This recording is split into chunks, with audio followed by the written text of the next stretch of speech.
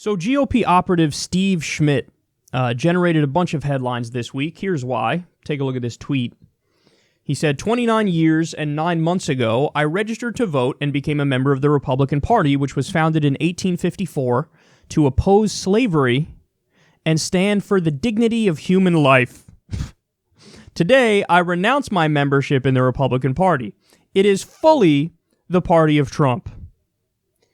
Okay, so let me give you some more of what he says here, and then we'll discuss it. He continues, it is corrupt, indecent, and immoral.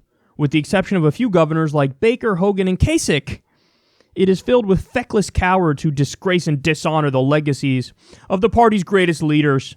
The child separation policy is connected to the worst abuses of humanity in our history.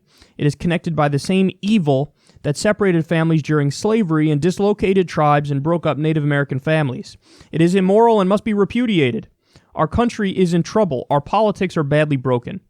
The first step to a season of renewal in our land is the absolute and utter repudiation of Trump and his vile enablers in the 2018 election by electing Democratic majorities. I do not say this as an advocate of a progressive agenda. I say it as someone who retains belief in democracy and decency. So I think that's very telling at the end there, where he's saying, "Hey, listen, I think we should have Democratic majorities. I'm for the Democrats. That doesn't mean I'm in favor of a progressive agenda. I'm just for the Democrats."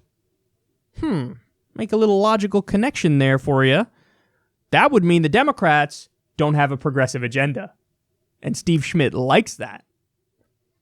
That's exactly why myself and many people who are watching this show aren't big fans of the Democrats, because they don't have a progressive agenda.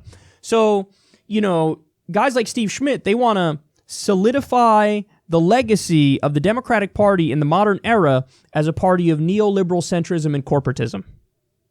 That's his ideal. And in his mind, he's like, okay, I think the Republican Party used to stand for those things. Now we can go to the Democratic Party. So the Democratic Party has become the old school Republican Party, and the Republican Party has become the fascist, off-the-spectrum lunatic party.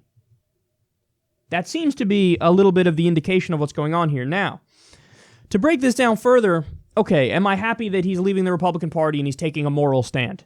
Well, just at face value, yes, of course, because, I think that that's the right thing to do. I think that is an off-the-spectrum party by and large. Now, that doesn't mean that every average Joe Republican is a bad person, and that doesn't mean I'm condemning your average Joe Republican, because, in fact, on multiple policy issues, we actually have the majority of average Joe Republicans on our side. But in terms of elected Republicans and the party and how they represent the people, oh my God, so off the spectrum, so corrupt, so gone, that yes, this is the right thing to do. Now, on this particular issue, the straw that broke the camel's back, is this a genuinely outrageous issue? Yes, of course. The family separation policy, I think, is unnecessary, and I think it's cruel. Trump just stopped that particular portion of what they were doing at the border. Now, he's not reuniting the 3,000 or so people who've already been separated, which is a problem. And he's not stopping the zero-tolerance prosecution policy, which is a problem. Such a waste of resources, and it's so unnecessary and unethical to just criminally prosecute everybody who crosses the border. But also, it needs to be said, come on, this of all the things. So Steve Schmidt was a Republican during the height of the Iraq War, during the height of the torture scandal, during the height of George W. Bush starting illegal, warrantless spying on the American people. Deeply unconstitutional. He was a Republican at the height of deregulation, which led to the subprime mortgage crisis and the Great Recession. To be fair, under both Bill Clinton, a Democrat, and Republican George W. Bush. And going all the way back to Reagan. By the way, he goes on to praise Reagan in this same tweet storm. Reagan supported apartheid.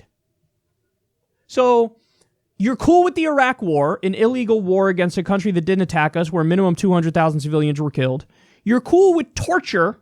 You're cool with NSA spying that illegally spies on all Americans.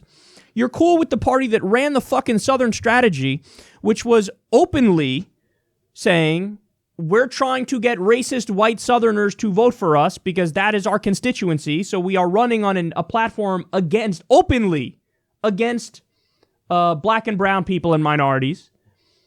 All of that was hunky-dory. But now, this is the party of Trump.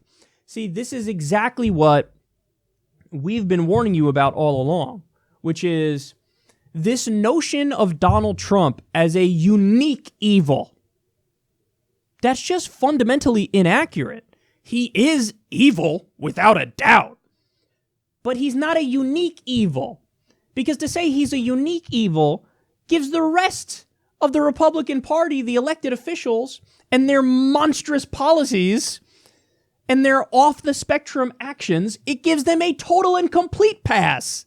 If I'm not mistaken, Steve Schmidt worked for George W. Bush. He's the guy who ran McCain's campaign and came up with the brilliant idea of giving us Sarah Palin.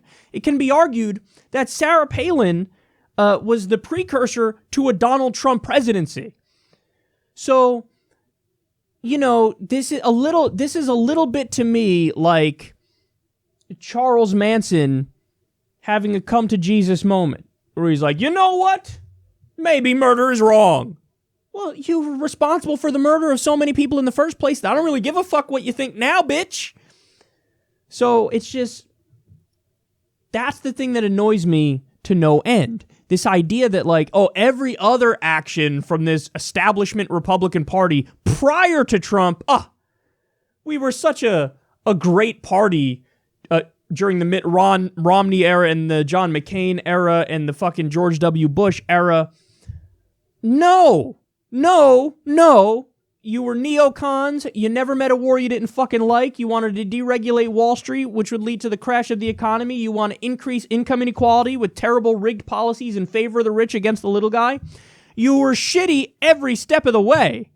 But now that Donald Trump doesn't do, kindly worded tweets and flowery bullshit along with his barbarity, is that a word, barbarity? Now you're outraged. How dare you be crass on Twitter while doing the same policies that I'm fine with other Republicans doing? So, in other words, this is just, it strikes me as a deeply unintelligent approach to the situation. Again, I'm happy he's leaving the Republican Party because, but the point is he should have left it a long time ago. So, it's something that the media is going to come on themselves over, though, too. That I need to point out. Because there's nothing the mainstream media loves more than portraying other Republicans, especially elitist establishment Republicans like Steve Schmidt. They're the good people. This was Hillary Clinton's policy, by the way. This was her strategy. Trump is a unique evil. Why can't he be like other respectable Republicans like Mitt Romney? Yes. Well, then when you do that, you buy into the framework of my opposition isn't even that bad.